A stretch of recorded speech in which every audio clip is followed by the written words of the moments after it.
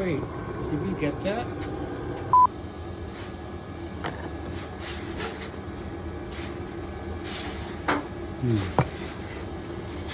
Mm-hmm. I just need a few minutes to change this belt out.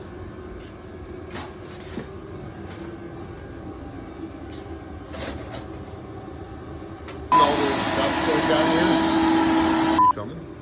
Now we're gonna set up a little glue jig for this. I gotta pry this apart carefully without ruining it first. And the problem is I glued it together really well, or I taped it together, double-sided tape very robustly. So it's not super easy to get apart.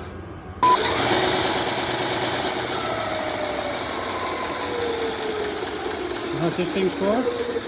What? So the wood doesn't come and like hit me in the nuts. Essentially correct.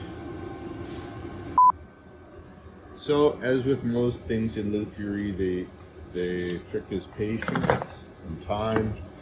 Double-sided tape always comes apart as long as you continue to apply a pressure, even a little bit of pressure. So that's how you can get difficult joints like that apart without wrecking your wood. Just don't use too much muscle. It eventually will slowly release and let go. So the way we're going to glue this is getting glued to this. Now this is called a scarf joint. There's two ways you can do it.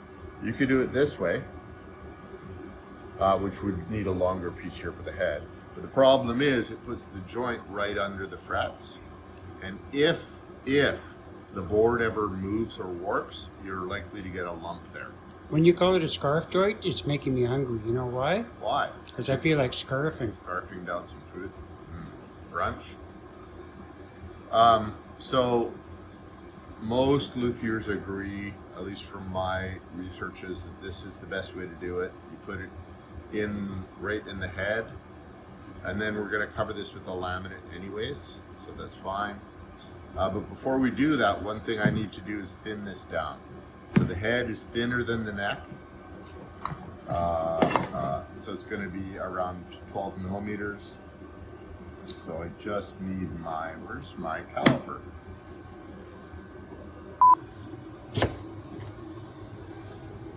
Setting up the jig with my Irwin clamps.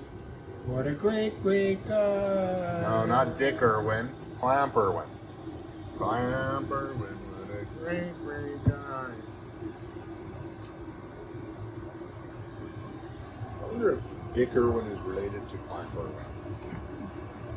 Maybe they are remotely.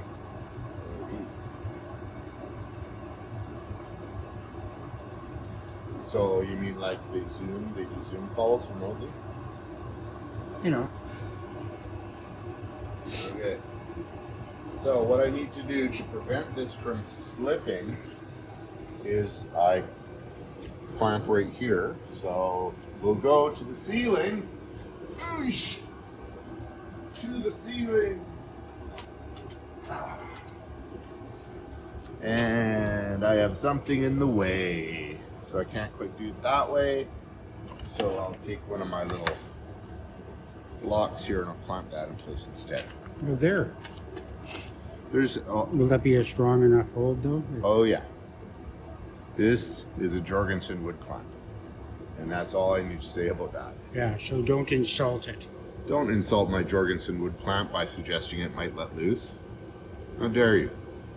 Now watch it happen. I bet you a coffee that it will not happen. I don't bet suckers. And buy them at the store? I buy them cheaper at the store. All right. And then this needs to be clamped to prevent this from slipping this way. I have to clamp it in exactly the right place. Another Irwin. That's a great clamp. Will that joke ever wear out? Yes, a long time ago.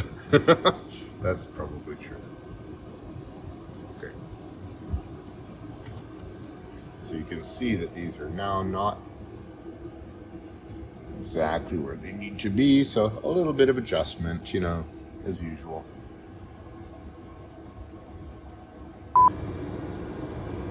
See how tight that is?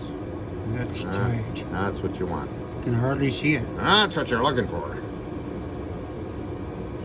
Okay, so I got to prepare a couple of clamps. That's tight. Tight as a... Tight as a witch's elbow.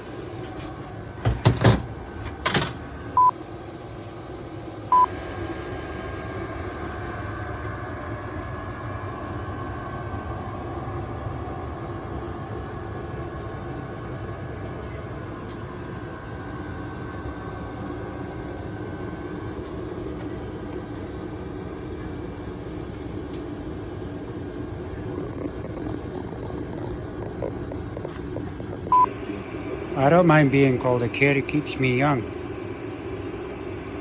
So, we're doing this, right? Yeah, we're just going to do that glue and then we're done for today.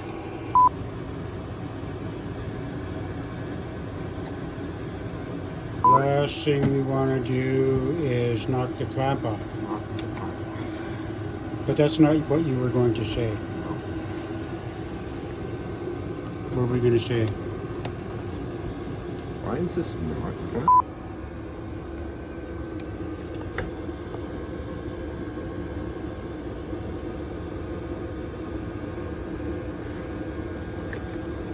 Okay, so when I clamp this together, I can see it wants to squeeze out and kind of lift in the middle, and that's what I was afraid of. So I'm gonna have to clamp this down right here.